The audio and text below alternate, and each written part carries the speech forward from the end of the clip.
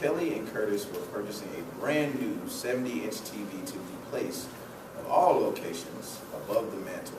Here's an unbelievable story of how being nice could lead you into trouble. Ladies and gentlemen, Kelly Gargasz.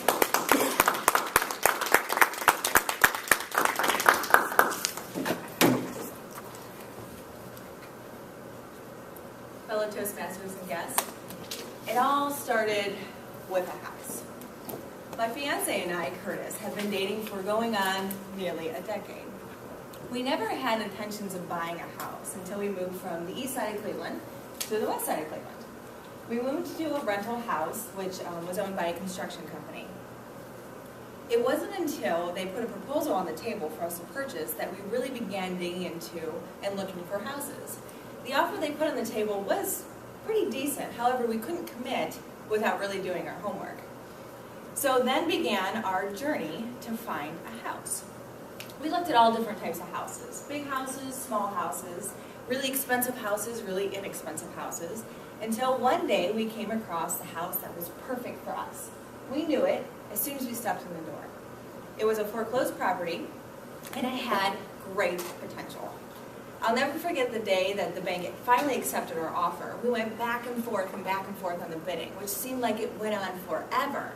And it wasn't until, of course, we were on vacation in 2 different locations, Kurt's in Vegas, I'm in Florida, that they finally accepted our offer. And it was quite the struggle and challenge to get all our signatures documented and faxed over to Cleveland, Ohio within a 24-day time period. So when all that was said and done, we finally had the house that we really loved. At that point, it was time to prepare the house to our liking. I had my must-do cosmetically, and so did Kurt. My must-do was painting. We needed to paint every single room in the house because the previous owners did absolutely nothing. Everything was white. Not a curtain was hung, not a picture was placed on the wall. So there was a lot of painting to be done. So I painted, we hired some painters as well, and when all was said and done, I got my must-have for the house and had a purple kitchen, a red office, and a yellow bathroom. So I was happy. Then Kurt's must-have kind of made me a little bellicose. He wanted a TV above the mantle. If you know me, you know that I hate TVs above the mantle. Kate, would you attest to this? And not only did he want it above the mantle, he needed a 70-inch screen TV above the mantle. Okay? So he did his research and went online and did research on the internet, went to brick and mortar stores, and came to the realization that his best bet was to go to Best Buy and get an open box 70-inch TV. So we packed in the car and go to Best Buy. And I knew this would take a long time for him to negotiate a deal with the salesperson. So he went over and had a conversation with the salesman named Bob. Meanwhile, I parked myself in a seat in front of the TV displays. So in an effort to kill time, I picked up my phone, and of course I checked myself on Facebook, Best Buy, and I'm looking at work emails, and I decided I don't want to do that on the weekend. And all the meanwhile, there was this lady sitting next to me in a chair with her husband conversing with another salesperson. And she was lightly sobbing the entire time I was playing on my phone. This is my random act of kindness. I looked over at the woman, and I put my arm on her shoulder and said, "Are you okay? You seem really upset." I couldn't believe what she told me.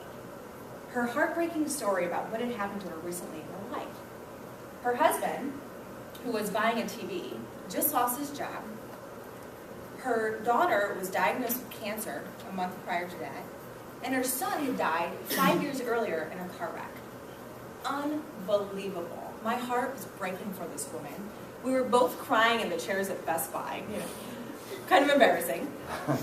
But nonetheless, we had great conversation. I was there to console her, and I felt great that I reached out to her and was able to console her in her time of need. So Kurt from afar gives me the signal. Ready to go. He made his deal with the TV, the 70-inch TV, and we were off to check out at the register. So we perused around the store looking for other deals, open box items. And by the time we make it over to the register, I noticed the woman that I was conversing with, her name was Sally, and her husband in the checkout line. From afar, she waves at me like, "Hey, Kelly, I'm over here." So we go in behind Sally and her husband in the checkout line.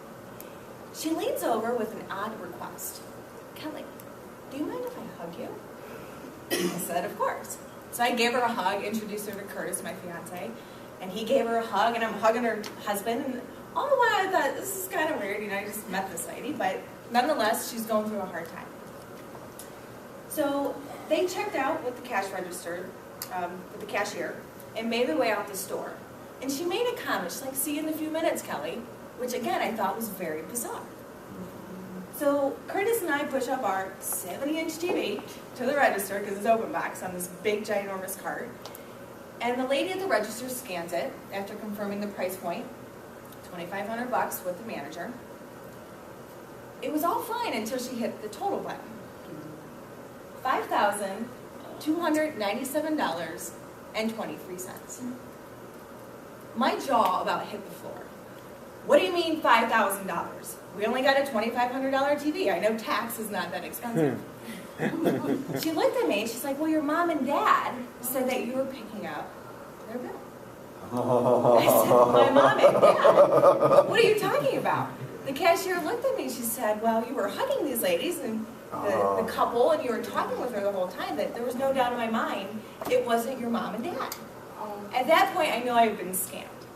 So I threw down my stuff and I ran out of the parking lot in an attempt to find Sally. And I see her from afar, and she was getting into the car, her getaway vehicle. So I run over, and as she's getting into her car, her leg got caught in the door. So what do? I start pulling on her leg. I was pulling on her leg, just like I am pulling on each and every one of them.